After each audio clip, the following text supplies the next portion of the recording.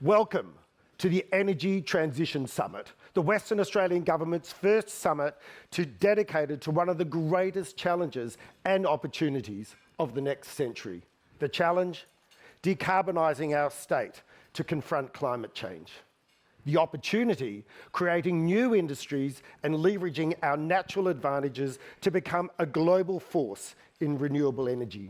Which brings us today. We're at the point in time where there has never been more urgency to act. And critically, there has never been more agreement to act now. This nation produces around 1.3% of the world's carbon emissions. Of that, Western Australia contributes less than 1/5, or around 16.5%. We partnered with the federal government through a $3 billion loan facility to transition our energy transition. In particular, to upgrade the northwest grid in the Pilbara, where 40% of the state's emissions are currently produced. Now, we said several months ago that the first steps were being mapped out. So today, I'm pleased to announce $708 million towards expanding and improving WA's main electricity grid. Ladies and gentlemen, this is the biggest investment in the southwest grid in over 10 years. $575 million of this will build high capacity lines between Perth and Three Springs, 310 kilometres north of Perth, a new 330 kilovolt double circuit transmission line between Malaga and Pinjar, a new 132 gigavolt lines and reinforce our existing infrastructure in the northern suburbs. Why is this investment in the Southwest interconnected system necessary?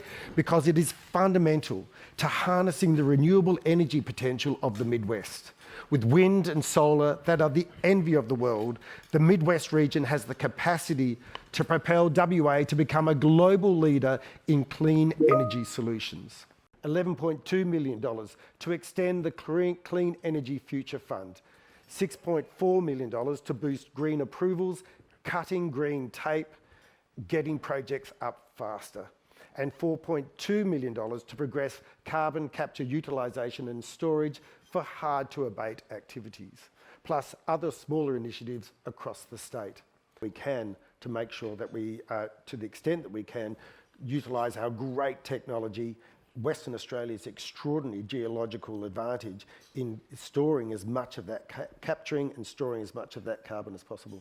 Let's think globally. How do we save the Earth? That's really the moral journey that we're on. How do we save the Earth? And Western Australia has a key role in that partnership.